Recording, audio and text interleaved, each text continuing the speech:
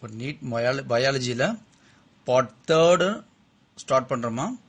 இதில் ஆல்ரெடி பார்த்தீங்கன்னா பார்ட் 1ல் 25 கொஸ்டின் கம்ப்ளீட் பண்ணியாச்சு. பார்ட் 2ல் 25 கொஸ்டின்ஸு. தென் பார்ட் 3 இப்போ பண்ண போகிறோம். இதில் 50க்கு ஆஃப்டர் 51 கொஸ்டின்ஸ்லேருந்து ஸ்டார்ட் பண்ணுறேன்.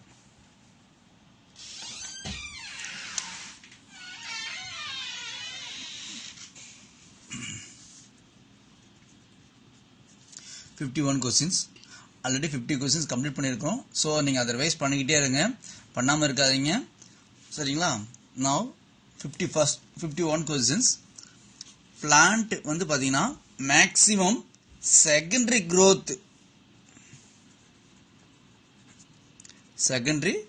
growth எப்படி ஃபார்ம் ஆகும் அப்படின்னா கேம்பியம் ஒரு லேயர் இருக்கணும், சரிங்களா.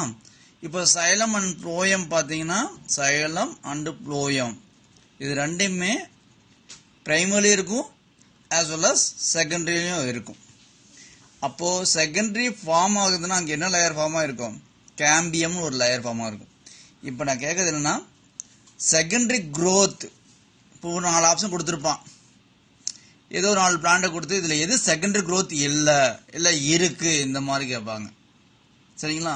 செகண்டரி growthனாவே ஒரு மாடுலேஷனா ட்ரீஸ் லைக்னு வச்சுக்கோங்க. ட்ரீஸு, ஸ்ரப்பு இந்த மாதிரி இருக்கிற பிளான்ஸ் எல்லாமே பார்த்தீங்கன்னா செகண்டரி growth-ஆ இருக்கும், சரிங்களா. இப்போ இந்த மாதிரி கிராஸஸ் எல்லாம் பார்த்தீங்கன்னா எப்படி இருக்கும்? வெரி ஸ்மால் இன் சைஸாக இருக்கும். இவ்வளோதான் பிளான்ட்டோட ஹைட்டாகவே இருக்கும். இந்த மாதிரி ஹைட் இருந்தாவே அது என்ன நம்ம சொல்லலாம்? பிரைமரி growthன்னு சொல்லுவாங்க, சரிங்களா. அடுத்தது 52 கொஸ்டின்ஸ். இப்போ ஃப்ளஜலேஷன் சொல்லுவாங்க. ஃப்ளஜலேஷன் ஆல்கைல படிச்சிருப்பீங்க. ஃப்ளஜலேஷன் பார்த்தீங்கன்னா எல்லாத்துலேயுமே ஃப்ளஜலேஷன் இருக்கும். 4 பிக்மெண்ட்ஸ் நம்ம சொல்லுவோம். என்ன ஒன்று சொல்லுவோம்? ஃபர்ஸ்ட் ப்ளூ கிரீன் ஆல்கே சொல்லுவோம், கிரீன் ஆல்கே சொல்லுவோம், பேயோபைசிய ப்ரௌன் ஆல்கே சொல்லுவோம், அடுத்தது ரெட் ஆல்கே சொல்லுவோம். 4மே சொல்லுவோம். இதில் எது ஃப்ளஜலேஷன் ஆப்ஷன்னா ரெட் ஆல்கே, அவ்வளோதான். அப்போது ரெட் ஆல்கே ஆப்ஷன்னா அப்போ ப்ளூ கிரீன் ஆல்கே இருக்கா, கிரீன் ஆல்கே இருக்கா, ப்ரௌன் ஆல்கே இருக்கான்னா இதில் எல்லாத்துலேயுமே இருக்கும், சரிங்களா. அடுத்தது இதில் அடுத்த கொஸ்டின்ஸ் 53ல் அப்போ ஃப்ளஜலேஷன் ஆப்ஷன்னா எது சொல்லலாம்? நம்ம கண்டுபிடிட்டு ரெட் ஆல்கேன்னு சொல்லலாம், இல்லைன்னா ரோடோபைசியன்னு சொல்லலாம், சரிங்களா. அடுத்தது இப்போ ப்ளூ கிரீன் ஆல்கே பார்த்தீங்கன்னா ப்ரீமெச்சூர் அப்படின்னா இதுதான் ஸ்டார்டிங் ஆல்கேன்னு சொல்லுவாங்க. இதுதான் ஸ்டார்ட் ஆல்கே. அப்படின்னா ஆல்கே ஆரிஜின் ஆகுறதுல ஃபர்ஸ்ட் ஆரிஜின் ஆல்கே வந்து ப்ளூ கிரீன் ஆல்கே தான். அப்போ மேக்சிமம் இது வந்து பார்த்தீங்கன்னு வச்சுக்க தேலஸ் லைக் ஸ்ட்ரக்சர் சொல்றது இதை தான் நம்ம மென்ஷன் பண்ணுவோம், சரிங்களா. ஸோ அதை நம்ம தெரிஞ்சுக்கணும். அடுத்தது 54 கொஸ்டின்ஸ். ஹெர்பேரியம் என்ன? ஃபர்ஸ்ட் நம்ம என்ன சொல்லுவோம்? ஒரு ஹெர்பேரியம் சீட் கிரியேட் பண்ணாங்க, ஒரு ஹெர்பேரியம் சீட்னு சொல்றாங்க அப்படின்னு, ஓகேவா. அப்போ ஹெர்பேரியம்னா என்ன? பொதுவா இந்த வேர்டு ஞாபகம், ட்ரைடு ஒரு சீட்டை ஒரு இந்த மாதிரி A4 சீட் மாதிரி 4 பெரிய சீட் எந்த சீட் போட்டிங்கனாலும் ஓகே, நோ ப்ராப்ளம். இந்த ஹெர்பேரியம்னா இந்த சீட்டை தான் ஃபுல் பண்ணணும்லாம் கிடையாது, ஓகேங்களா. அதுக்கு ஒரு ஃபார்முலா இருக்கு. 29 × 41 சென்டிமீட்டர். வெட்டு வந்து பார்த்தீங்கன்னா 29 சென்டிமீட்டர் இருக்கணும், அது லென்த்து 41 சென்டிமீட்டர் இருக்கும். இது ஒரு 1 மார்க் கொஸ்டின்ஸ் பார்த்துக்கோங்க. ஹெர்பேரியம் சீட்டு, அந்த சீட்டில் நம்ம என்ன ப்ரெசர்வ் பண்ணுறோம்னா ஒரு பிளான்ட்டை ட்ரை பண்ணுறோம், அதை ப்ரெசர்வ் பண்ணுறோம். ஃப்ரெஷ்டு பிளான்ட் ஸ்பெசிமன் அப்படி என்ன பண்ணுறோம்? மவுண்ட் பண்ணுறோம், ஓகேவா. ஸோ இந்த எல்லாம் மவுண்ட் பண்ணி அதுக்கப்புறம் என்ன பண்ணுறோம்? சீட்டில் வைக்கிறோம். அப்போது ட்ரை பண்ணுறோம், ப்ரெஷர் பண்ணுறோம் அண்ட் மவுண்ட் பண்ணுறோம். தட் இஸ் கால்டு ஹெர்பேரியம், சரிங்களா. அடுத்தது 55 கொஸ்டின்ஸ். விங்டு சீடுன்னு கேள்விப்பட்டிருக்கீங்களா? இந்த கொஸ்டின் கேட்க சான்ஸ் இருக்கு. விங்டு சீடுன்னு சொல்லலாம், இனினா போலன் கிரெயின்ஸ் சொல்லுவாங்க. நேச்சுரலாகவே இந்த விங்ஸ் இந்த போலன் கிரெயின்ஸ் இந்த சீடு பறக்கக்கூடிய கெப்பாசிட்டி இருக்கும். அந்த மாதிரி பிளான்ட் எதுன்னு கேட்டாங்கன்னா பைனஸ். பைனஸ் அப்படின்னா என்ன சார்? Gymnosperm plant kingdom. Gymnosperm plant கிங்டத்தில் இருக்கக்கூடிய ஒரு கேரக்டர்ஸ் ஆஃப் பிளான்ட்ஸ். ஓகேங்களா? தட் இஸ் எ விங்டு சீடும்பாங்க, இல்லைன்னா விங்டு போலன் கிரெயின்ஸ் சொல்லுவாங்க பைனஸ். அடுத்தது 56 கொஸ்டின்ஸ். ஃபங்கையில் மேக்சிமம் நிறைய நமக்கு யூஸ்ஃபுல்லாக தான் இருக்கும். நம்ம வெரி ஃபேமஸாக சொல்கிறோம் பெனிசிலியம் சொல்லுவோம் இல்லைங்களா? அதே போல் பெனிசிலியத்துக்கு எந்த அளவுக்கு இம்பார்ட்டனோ அதே இம்பார்ட்டன்ட் நியூரோஸ்போரா. ஏன் அப்படின்னா இது அதிக அளவுக்கு லெபார்ட்டரியில் பயன்படுத்தணும். லெபார்ட்டரியில் பயன்படுத்தக்கூடிய ஒரு ஃபங்கை எதுன்னு கேட்பாங்க, நியூரோஸ்போரா. இப்போ பயோடெக்னாலஜி மெத்தடில் கண்டுபிடிச்சிருக்காங்க, டிஷ்யூ கல்ச்சர் கண்டுபிடிச்சிருக்காங்க அப்படின்னாலும் எல்லா மெத்தட்லையும் இந்த நியூரோஸ்போராவை பயன்படுத்துவாங்க. சரிங்களா? அப்புறம் NAD+ அப்படின்னா எலக்ட்ரான் கேரியர். இதை மட்டும் ஞாபகம் வச்சுக்கோங்க, எலக்ட்ரான் கேரியர்பாங்க.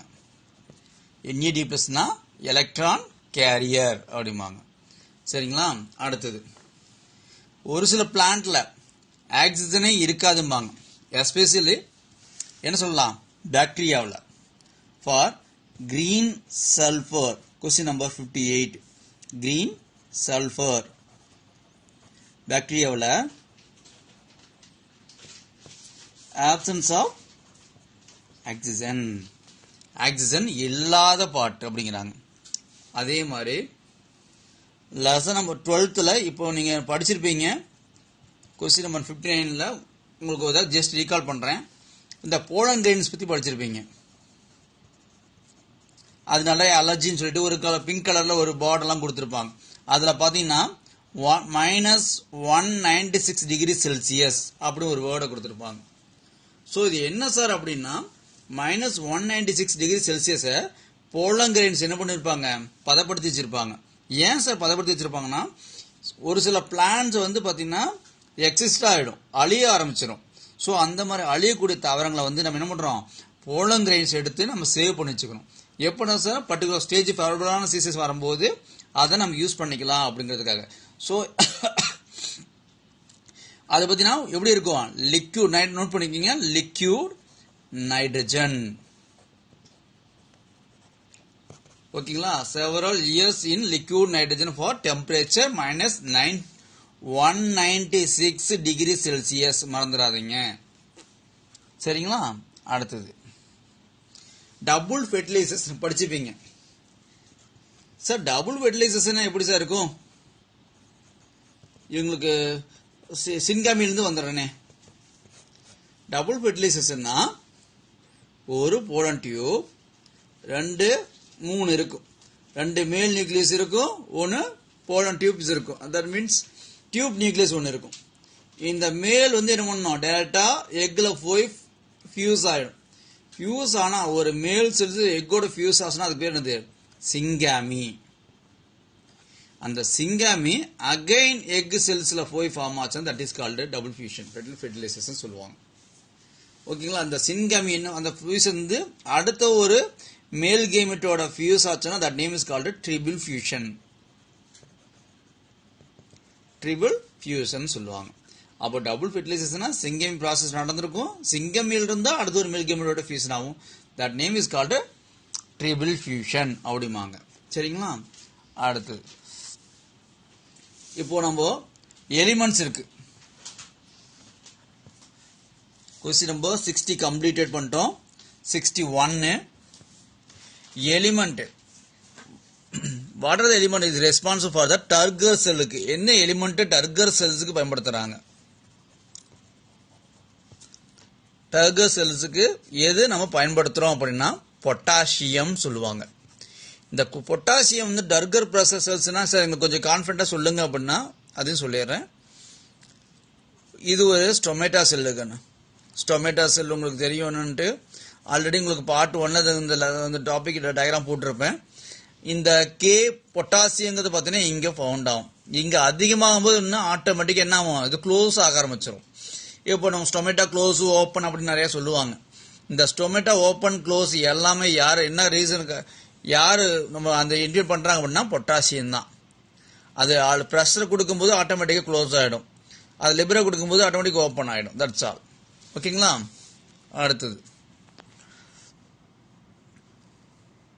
அதாவது மோத் ஸ்பீசிஸ், ஒரு மோத் ஸ்பீசிஸ் இருக்குன்னு நினைக்கிறேன், உங்களுக்கு 12th புக்கில் இருக்கு ஃபர்ஸ்ட் லெசன்ல. சரிங்களா? இந்த மோத்தோட வெரி க்ளோஸ் ஆர்கானிசம் எது அப்படின்னா யூகா, மறந்துடாதீங்க. ஓகேங்களா? அடுத்தது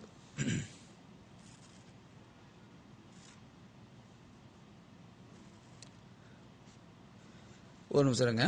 இப்படியே நீங்க ஒவ்வொரு கொஸ்டினும் ரீகால் கூட பண்ணுங்க, அது உங்களுக்கு நிறைய யூஸ்ஃபுல்லா இருக்கும். எதுவுமே உங்களுக்கு இல்ல வராது அப்படின்னா நீங்க போகாதீங்க. அதாவது தரவு பண்றது வேஸ்ட்டுங்க, நான் இப்பயும் சொல்றேன், தரவு பண்றது டோட்டல் வேஸ்ட். ஆனா நீங்க படிக்க படிக்க ரீகால் பண்ண தான் உங்களுக்கு மைண்ட்ல ஏறும். எனக்கு மைண்ட்ல ஏறல அப்படின்ட்டு வந்துட்டீங்கன்னா அது கண்டிப்பா உங்களுக்கு இந்த ஆன்சர் மைண்ட்ல ஏறாது. சரிங்களா? அடுத்தது இப்ப கொஸ்டின் ஸ்பெர்மியோஜெனிசிஸ். உங்களுக்கு ஸ்பெர்மியோஜெனிசிஸ்னா என்னன்னு தெரியும், ஒரு தடவை நான் ரீகால் பண்ணிடுறேன். ஸ்பெர்மியோஜெனிசிஸ் அப்படின்னா சரிங்களா? ஸ்பெர்மியோஜெனிசிஸ்னா ஸ்பெர்மட்டோசோவா ஃபார்ம் பண்ற அந்த பாட்டுக்கு பேரு ஸ்பெர்மட்டோசோவா. ஸ்பெர்மட்டோசோவாவை ஃபார்ம் பண்ற அந்த பாட்டுக்கு பேர் என்னது? ஸ்பெர்மியோஜெனிசிஸ். சரிங்களா? அடுத்தது இந்த ஸ்பெர்மியேஷன் அப்படின்னு என்ன சொல்றோம் நம்ம? ஸ்பெர்மியேஷன் அப்படின்னா இது 64வது கொஸ்டின்ஸ். ஸ்பெர்மியேஷன் ஸ்பெர்மியேஷன் அப்படின்னா இந்த ஸ்பெர்மட்டோசோவா இருக்கா, இந்த ஸ்பெர்மட்டோசோவாவை ரிலீஸ் பண்ணும். எதில் இருக்கும்? அந்த செட்டோலி செல்லில். செட்டோலி செல்லில் இருந்து ரிலீஸ் ஆகும் அந்த ஸ்பெர்மட்டோசோவா பேர் ஸ்பெர்மியேஷன் சொல்லுவாங்க. அவ்வளவுதான். இது எந்தோட கேவட்டிக் பேர்னு சொல்லுவாங்க? செமினிஃபெரஸ் டியூபிள்ஸ் சொல்லுவாங்க. Seminiferous tubules. சார் இது எங்க சார் நம்ம படிக்கலாம், தெளிவா படிக்கலாம் அப்படின்னா உங்களுக்கு இதுவே போதும் இந்த கான்செப்ட் எப்படி இப்படின்ட்டு. இருந்தாலும் சொல்லிடுறேன், இந்த கான்செப்ட் லெசன் நம்பர் 2ல சுவாலஜி புக்கை போய் படிச்சு பாருங்க, உங்களுக்கு நல்ல கான்ஃபிடென்ட் ஈஸியாகவும் புரியும் உங்களுக்கு. சரிங்களா? அடுத்தது ஒரு மெம்மாலியன் எம்பிரியோ இருக்கு இல்லைங்களா? 65 கொஸ்டின்ஸ். மெம்மாலியன்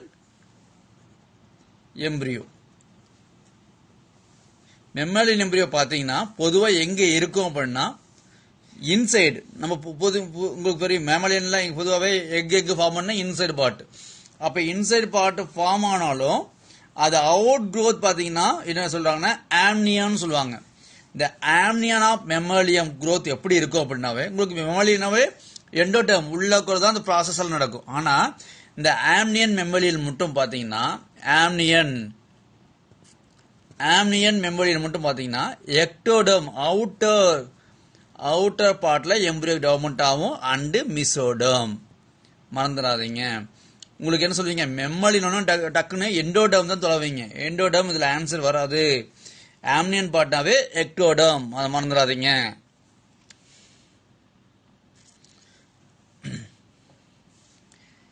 அடுத்தது க்ரோயிங் பாப்புலேஷன். அப்ப நம்ம க்ரோத்ல இப்ப பாப்புலேஷன் அதிகமாயிட்டே இருக்குது கண்ட்ரியில. சோ அது எப்படி ஃபார்ம் ஆகும்? ஃப்ரீ ரீப்ரொடக்டிவ் பார்ட்ல இருந்து. அப்படின்னா ஏதாவது ஒரு மைக்ரோ ஆர்கானிசம்ல இருந்து கொஞ்சம் கொஞ்சமா டெவலப்மெண்ட் ஆகி மோர் தென் என்ன சொல்றாங்க, ரீப்ரொடக்ஷன் வந்து தானா இண்டிவிஜுவலா ஃபார்ம் ஆயிடும் அப்படிங்கிறாங்க. இது நீங்க லெசன் நம்பர் 10th லெசன்ல போய் 10th ஸ்டாண்டர்ட்ல போய் 19th லெசன்ல எடுத்தீங்கன்னா எப்படியெல்லாம் இந்த ஒரு ஆர்க் மைனூட் ஆர்கானிசம் மைக்ரோ ஆர்கானிசம் எப்படி ஆரிஜின் ஆச்சு, செகண்ட் குரோத் எப்படி ஆரிஜின் ஆச்சுன்னு நம்ம இந்த கேரக்டர்ஸ் வச்சு நீ புரிஞ்சுக்கலாம். அப்போ ஒரு மைனூட் ஆர்கானிசம் தான் ஒரு ரீப்ரொடக்ஷன் ஆகக்கூடிய ஒரு ஜென்ரலான ஒரு தனி இண்டிவிஜுவல் ஆர்கானிசம் ப்ரொடியூஸ் ஆச்சு அப்படிம்பாங்க. இதனால தான் பாப்புலேஷன் இன்க்ரீஸ் ஆச்சு. இதை பத்தி நீங்க எக்ஸ்பிளைன் பண்ணிக்கணும் அப்படின்னா நீங்க 10th புக்கை ஜஸ்ட் ஒரு டைம் ரிவைஸ் பண்ணி பாருங்க. சார் நீங்க சொல்லலைன்னா உங்களுக்கு இது போதும். யூனிசெல்லால இருந்து மல்டி செல்லா ஃபார்ம் ஆகும், அவ்வளவுதான். பட் நீங்க எக்ஸாக்டா தெரிஞ்சுக்கணும். வேற இது மாதிரி வச்சு நம்ம 3 கொஸ்டின் கேட்பாங்க அப்படின்னா நீங்க அதை கொஞ்சம் பார்த்துக்கணும். அடுத்தது எக்ஸிடிவ் கன்சர்வேஷன் தெரியும் உங்களுக்கு. எக்ஸிடிவ் கன்சர்வேஷன் தெரியுமில்ல? அப்படின்னது எக்ஸிக்யூட்டிவ் கன்சர்வேஷன்னா இப்போ அழியக்கூடிய இனங்களை என்ன பண்றாங்க, பாதுகாப்பா வச்சிருப்பாங்க. வைல்ட் லைஃப் சேஞ்சுரியில வைல்ட் லைஃப் சஃபாரி ஃபாக்ஸ்ன்னு சொல்லுவாங்க. சஃபாரி ஃபாக்ஸ் அதாவது என்னன்னா அழியக்கூடிய இனங்களை எங்க கொண்டு பதப்படுத்தி வச்சிருப்பாங்க. இல்ல அப்படின்னா சீடு பேங்க். இப்பதான் சொன்னேன், உங்களுக்கு ஒரு விஷயம் சொல்லியிருப்பேன். இந்த போலன் கிரெயின்ஸ் வந்து பாதுகாக்கிறதுக்காக என்ன பண்ணிருப்பாங்க, ஒரு பேங்க் மாதிரி போட்டு வச்சிருப்போம் சொல்ல இல்லையா, அந்த மாதிரி சீடு பேங்க்ல இனினா பொட்டானிக்கல் கார்டன்ல பத்திரம் வச்சிருப்பாங்க. இந்த பிளான்ஸ் ஃபுல்லாவே அழிய போகுது அப்படின்னா அந்த மாதிரி கேரக்டர்ஸ் எடுத்து பதப்படுத்தி பத்திரம் வச்சிருவாங்க. ஓகேங்களா. அடுத்தது பாப்பி பிளான்ட் உங்களுக்கு தெரியும் நினைக்கிறேன். ஒன்னாவது யூனோ ட்ரக்ஸ். பாப்பி பிளான்ட் இதனுடைய ட்ரக்ஸ் பாத்தீங்கன்னா அந்த அதுக்கு ஷார்ட் நேம் பாத்தீங்கன்னா ஸ்மாக். இது ஒரு போதைப் பொருள் கண்ணு. இது கொஸ்டின் நம்பர் 68. பாப்பி பிளான்ட் இது ஒரு ட்ரக். ஸோ இந்த ட்ரக்கு நம்ம என்ன சொல்றாங்கன்னா ஸ்மாக்னு சொல்லுவோம். இந்த ஸ்மாக்னா இந்த பாப்பி பிளான்ட்ல இருந்து நம்ம எந்த பாட்டை நம்ம ட்ரக்ஸ்க்கு யூஸ் பண்ணுவோம் அப்படின்னா லேட்டெக்ஸ். லேட்டெக்ஸ் என்ன சார், எப்படின்னா ஒரு மரத்தை நீங்க லேசா காயப்படுத்தினீங்கன்னா அங்கிருந்து வரக்கூடிய ஒரு திரவம் தான் லேட்டெக்ஸ்பாங்க. இப்போ ஒரு டயர் எடுக்கிறாங்கன்னு வச்சுக்கோங்க, டயர் இருந்து எடுப்பாங்க, ரப்பர் ட்ரீ இருந்து எடுப்பாங்க. ரப்பர் ட்ரீ என்ன பண்ணுவாங்க, ரப்பர் ட்ரீல ஒன்றும் பண்ண மாட்டாங்க, லேசா என்ன பண்ணுவாங்க ஒரு பிளேடு மாதிரி எடுத்து அதை காயப்படுத்திடுவாங்க. காயப்படுத்தினா அதுல இருந்து வரக்கூடிய அந்த லேட்டெக்ஸ் தான் மருந்து போடலாம், அதை ட்ரக்ஸாக யூஸ் பண்ணிக்கலாம். That name is called smack. ஓகேங்களா. அடுத்தது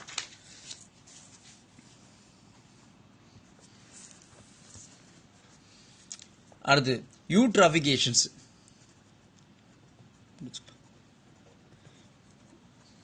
யூட்ராஃபிகேஷன்னா வெரி சிம்பிள் கண்ணா, நியூட்ரியன்ட் என்ரிச்மெண்ட். நிறைய நியூட்ரியன்ஸ் இருக்கும், ஆனா எந்த ஒரு லிவிங் ஆர்கானிசமும் இதுல இருந்து ஆக்குபை பண்ண முடியாது. தட் நேம் இஸ் கால்டு யூட்ராஃபிகேஷன் அப்படிங்கிறோம். ஓகேங்களா. அடுத்தது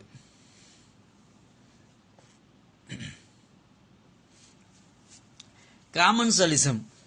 70 கொஸ்டின்ஸ். காமன்சாலிசம். காமன்சாலிசம்னா கண்ணு, one is a benefited, other is a not benefited. That name is called commensalism. எப்படி சொல்லலாம், இப்போ ஈகோலைன்னு ஒன்று எடுத்துக்கோங்க. ஈகோலை இது எங்க இருக்கும், நம்மளுடைய இன்டெஸ்டைன் பார்ட்ல இருக்கும். இன்டெஸ்டைன் பார்ட்ல நாம எடுக்கிற ஃபுட்டை இந்த ஈகோலை எடுத்துக்கிட்டு என்ன பண்ணோம், நல்லா உயிர் வாழும். ஆனா நாம சாப்பிட்டாலும் நமக்கு எந்த ஒரு எனர்ஜியும் கிடைக்காது. பிகாஸ் அந்த ஈக்குவல் எல்லாம் ஃபுட்டோட எனர்ஜி ஃபுல்லாமே இது ஸ்டோரேஜ் பண்ணிக்கும். அப்ப நாம எடுக்கிற ஃபுட் நமக்கு எந்த பெனிஃபிட்டும் கிடையாது. பட் இதுக்கு மட்டும் ஈக்குவலுக்கு மட்டும் பெனிஃபிட் ஆகும். அதனால one is benefitted, other is not benefit. That name is called commensalism. ஓகேங்களா. ஓகே. அடுத்தது அதாவது பாப்புலேஷன் தகுந்தாப்புல 71 கொஸ்டின்ஸ். பாப்புலேஷன் தகுந்தாப்புல இன்ட்ராக்ஷன் பண்ணும். இன்ட்ராக்ஷன்னா நம்ம இப்போ ஒரு விஷயத்தை கண்டுபிடிச்சிருக்கோம். ஃபார் எக்ஸாம்பிள் இப்போ நமக்கு தேவையான மெடிக்கல், இந்த தேவையான சயின்ஸ் அந்த காலத்தில் எப்படிலாம் கண்டுபிடிச்சாங்க, என்னென்ன ஆன்டிபயோட்டிக் கண்டுபிடிச்சாங்க, அது வழியா நம்ம ஒரு சந்ததியிலிருந்து நம்ம நெக்ஸ்ட் ஜெனரேஷன் அப்படி அதை ஃபாலோ பண்ணி கொண்டு வந்துட்டே இருக்கிறோம். சரிங்களா. ஸோ அது இந்த எவ்வளோ பாப்புலேஷன் இருந்தாலும் அது தேவையான மெடிசன் என்ன வேல்யூ, அதனால என்னென்ன நமக்கு தேவை, ஸோ அது எப்படி ப்ரொடக்ஷன் பண்ணுறோம், அது எப்படி ஆன்டிபயோட்டிக் நம்ம கிரியேட் பண்ணுறோம். ஸோ இந்த பழைய மெத்தடை வந்து நம்ம அப்படியே வழியாக கொண்டாடுறதுக்கு பேருன்னா ஆமன்சாலிசம். நோட் பண்ணிக்கோங்க, ஆமன்சாலிசம் சொல்லுவோம். சரிங்களா. அடுத்து 72 கொஸ்டின்ஸ். மியூச்சுவலிசம். மியூச்சுவலிசம் அப்படின்னா both of them benefited. Like example உங்களுக்கு எல்லாத்துக்குமே தெரியும், நான் சொல்றேன் ஜஸ்ட் உங்களுக்கு ஏதாவது சொல்றேன். ஃபங்கையும் என்ன சொல்றது பிளஸ் ஆல்கேவும் சொல்லலாம். இது ரெண்டு யாரு மியூச்சுவல் ரிலேஷன்ஷிப், ஒன்று என்ன பண்ணும் ஹெல்ப் பண்ணிக்குங்க. சரிங்களா. அடுத்தது 73 கொஸ்டின்ஸ். எண்டோபிளாஸ்மிக் ரெட்டிகுலம் நீங்க படிச்சிருப்பீங்க. Endoplasmic reticulum. எண்டோபிளாஸ்மிக் ரெட்டிகுலம் பார்த்தீங்கன்னா 2 பார்ட் இருக்குங்க. ஒன்று வந்து பார்த்தீங்கன்னா இப்படி ஒன்று ஸ்ட்ரக்சரான போட்டிடுறேன், இப்படி இருக்கும். இதில் புள்ளி புள்ளியாக இருக்கிறதுன்னு உங்களுக்கு இப்போ தெரியும்னு நினைக்கிறேன். What is that, rough endoplasmic reticulum படிச்சிருப்பீங்க. ஸ்மூத்தாக இருக்கிறதுனால ஸ்மூத் எண்டோபிளாஸ்மிக் ரெட்டிகுலம் படிச்சிருப்பீங்க. இந்த ரஃப் எண்டோபிளாஸ்மிக் ரெட்டிகுலம் எப்படி இருக்கும், புரோட்டீன் சிந்தசிஸ் பண்ணும், இது ஃபேட்டை சிந்தசிஸ் பண்ணும். சரிங்களா. இந்த பார்ட்டில் இந்த 2 வேர்டை தவிர எந்த வேர்டு வந்தாலும் அதை கண்டிப்பாக நாட் மென்ஷன் பண்ணிக்கோங்க. இப்போ மேபி பாஸ்போ லிப்பிட்னு கொடுத்துருந்தான்னு வச்சுக்க, பாஸ்போ லிப்பிட் சிந்தசிஸ் கொடுக்குறாங்க. Only for fat synthesis. ஃபேட்னாலும் ஒன் ஆஃப் த லிப்பிட் தான். ஆனால் இங்கே பாஸ்போங்கிறது இந்த பாஸ்பேட்ல இங்கே ஃபார்ம் ஆகாது. அதனால இந்த ப்ராசஸ் இதில் நடக்காது. இதில் எண்டோபிளாஸ்மிக் ரெட்டிகுலத்தில் நடக்காது. சரிங்களா? அடுத்தது